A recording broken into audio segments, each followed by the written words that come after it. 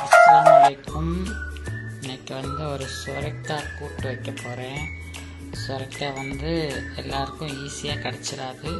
இது நாட்டு சுரைக்காய், இப்படி கூஜா மாதிரி இருக்குது பார்த்திங்களா. அதை நான் சொல்லி வச்சுருந்தேன் அந்த கடையில். அதனால் எனக்கு ஃபோன் பண்ணி கூப்பிட்டாங்க.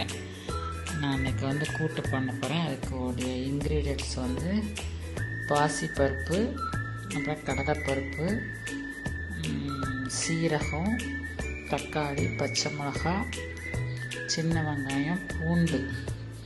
எனக்கு தேங்காய் அரைச்சி ஊற்றுது, தேங்காய் துருவி வச்சுருக்கேன். இது நிற்க மாட்டுக்கு பாருங்கள். செய்முறை விளக்கம் காட்டேன். கடலைப்பருப்பையும் பாசிப்பருப்பும் கொஞ்சம் பெருங்காயத்தூள் போட்டு அவிச்சிக்கணும். அப்புறம் செய்முறை விளக்கம் காட்டேன். ஓகே, இந்த பெருங்காயம் நான் எடுத்து வைக்கிற பருப்பில் ஆட் பண்ணணும். சரியா? அஸ்ஸலாமு அலைக்கும். பெருங்காயத்தூள் போட்டேன். இப்போ மஞ்சத்தூள் சொல்ல மறந்துட்டேன். மஞ்சத்தூள் போட்டுருக்கேன். தக்காளி, பச்சை மிளகாய், சீரகம், பூண்டு, சின்ன வெங்காயம் எல்லாம் போட்டாச்சு. குக்கரில் ஒரு 4 விசில் வைக்கணும். வச்சுட்டு அடுத்த ப்ராசஸ் பார்க்கலாம். இப்போ மிளகாத்தூள், பச்சை மிளகாய் எல்லாமே போட்டுட்டேன். இப்போ சுரைக்காய் 3/4 வேக்காடு வெந்துடுச்சு. பருப்பு 3/4 வேக்காடு வந்துடுச்சு. இப்போ நான் சுரைக்காய் நல்லா பொடிசாக கட் பண்ணி வச்சுருக்கேன். அதை போட போகிறேன். இது நாட்டு சுரைக்காய், அதுக்கு தக்கன டேஸ்ட்டாக இருக்கும்.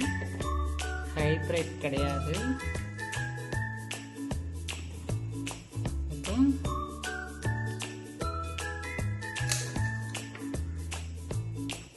போட்டுட்டேன். இப்போ குக்கரில் 4 விசில் விட்டு காட்டுறேன். எப்படி வந்திருக்குன்னு பார்ப்போமா? வந்திருக்கு. இப்போ இதில் என்ன பண்ண போகிறோம்? நல்லா ஆவி பறக்குது.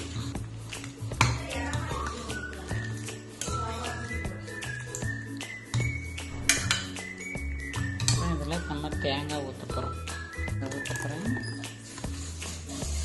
இப்போ இதுக்கு ஒரு தாளிக்கு போடணும். அவ்வளோதான், ஃபினிஷ்டு. மசாலா டேஸ்ட்டு சூப்பராக இருக்குது, வேறு லெவல். தேங்காய் ஊற்றுறதுக்கு முன்னே டேஸ்ட்டு பார்த்துட்டேன். எண்ணெய் ஊற்றிட்டேன், கடுகு போட்டுட்டேன். கடுகு நல்லா பொரிஞ்சிடுச்சு. இப்போ வெங்காயம் போட்டேன். இந்த கூட்டுக்கு, சுரைக்காய் கூட்டுக்கு ஒரு தாளிப்பு.